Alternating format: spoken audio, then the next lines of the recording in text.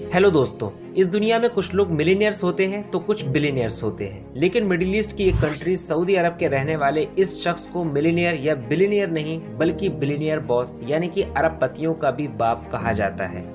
Elon Musk, Jeff Bezos और Bill Gates जैसे लोगों की दौलत का अंदाजा तो हम सबको है, लेकिन अभी तक दुनिया की कोई डाटा कलेक्शन कंपनी या न्यूज एजेंसी इस बात का अंदाजा नहीं लगा पाई कि इस शख्स के पास कितनी दौलत है। जी हाँ, हम बात कर रहे हैं सऊदी शाही खानदान के शहजादे मोहम्मद बिन सलमान बिन अब्दुल अजीज आले सऊद के बारे में। मोहम्मद बिन सलमान की लेविश लाइफ स्टाइल को देखकर कोई भी इंसान ये सोचेगा कि आखिर मोहम्मद बिन सलमान के पास इतना सारा पैसा कहाँ से आया और बिलियंस ऑफ डॉलर का मालिक ये शहजादा कितने महंगे शौक रखता है और अपने अरबों रुपए की दौलत को कहां खर्च करता है। तो कहानी शुरू होती है 1985 में, जब उस वक्त के सऊदी शहजादे सलमान बिन अब्दुल अजीज का उनकी तीसरी बीवी फहदा बिनते फलाह से एक लड़का हुआ। लड़के का नाम मोहम्मद बिन सलमान रखा गया। उनके आसपास रहने वाले लोग बताते हैं कि मोहम्मद बिन सलमान को अपने बचपन से ही गवर्नेंस और मैनेजमेंट के कामों में बहुत ज्यादा दिलचस्पी थी। उन्होंने 2008 में किंग सऊद यूनिवर्सिटी से लॉ और इकोनॉमिक्स से अपना ग्रेजुएशन पूरा किया।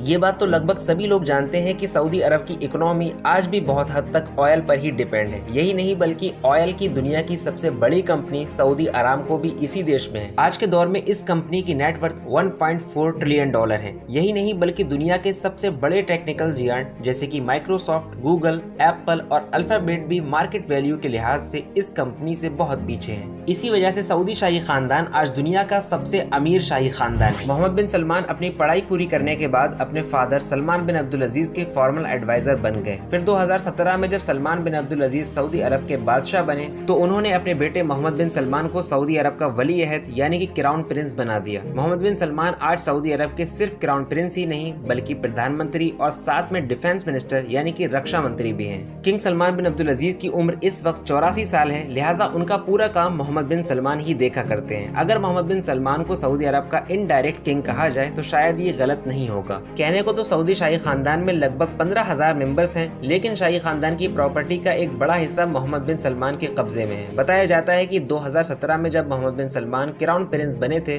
तो उन्होंने शाही खानदान के बहुत सारे शहजादे और शहजादियों से उनकी प्रॉपर्टी का हिसाब मांगा था। उस वक्त सऊदी अरब के शहर रियाज को एक अनऑफिशियल जेल में बदल दिया गया था और बहुत सारे शहजादे और शहजादियां अरेस्ट कर लिए गए थे। रिपोर्ट्स की माने तो इस पूरे प्रोसीजर में 100 बिलियन डॉलर यानी कि 7 लाख करोड़ रुपए की प्रॉपर्टी बरामद हुई थी। जहां सऊदी अरब के पहले के बादशाह अपनी प्राइवेट लाइफ और अपनी दौलत को दुनिया के सामने शो नहीं किया करते थे, वहीं मोहम्मद बिन सलमान अपनी दौलत को दुनिया के सामने दिखाने की कोई कसर नहीं छोड़ते। ये तो बात हुई सऊदी शाही खानदान और मोहम्मद बिन सलमान की सोर्स ऑफ इनकम के बारे में। आइए अब बात करते हैं कि आखिर ये शहजादा किस तरीके से अरबों रुपए अपने महंगे शौक को पूरा करने के लिए खर्च करता है, जिसकी वजह से ये पूरी दुनिया में बहुत मशहूर है या कह लिया जाए कि पूरी दुनिया में बहुत बदनाम है। ये बात है दिसंबर 2017 की, जब मोहम्मद बिन सलमान अपनी फैमिली के साथ फ्रांस की राजधानी पेरिस में छुट्टियां बिता रहे थे। सैर के दौरान उनकी नजर एक शाही बंगले पर पड़ती है और वो फौरन उस बंगले को खरीदने का फैसला कर लेते हैं। मोहम्मद बिन सलमान ने यह बंगला 300 मिलियन डॉलर यानी कि 22,000 करोड़ रुपए में खरीदा था, जो उस वक्त दुनिया का सबसे महंगा घर था।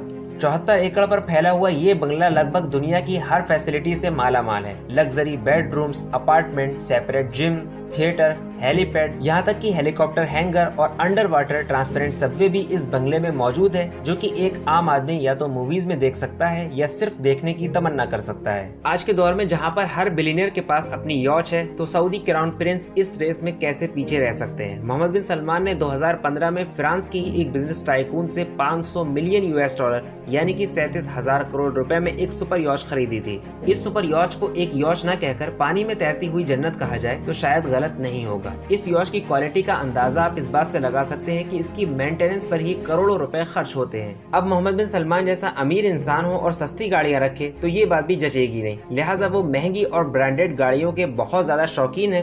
उनकी कार कलेक्शन में 19 गाड़ियां हैं जिनकी कीमत लगभग 220 करोड़ रुपए है, जिनमें रोल्स रॉयस, फरारी और बुगाटी जैसी कारें शामिल है। इस कार कलेक्शन की क्वालिटी का अंदाजा आप इस बात से लगा सकते हैं कि इनमें सबसे सस्ती कार एक लैम्बोर्गिनी है।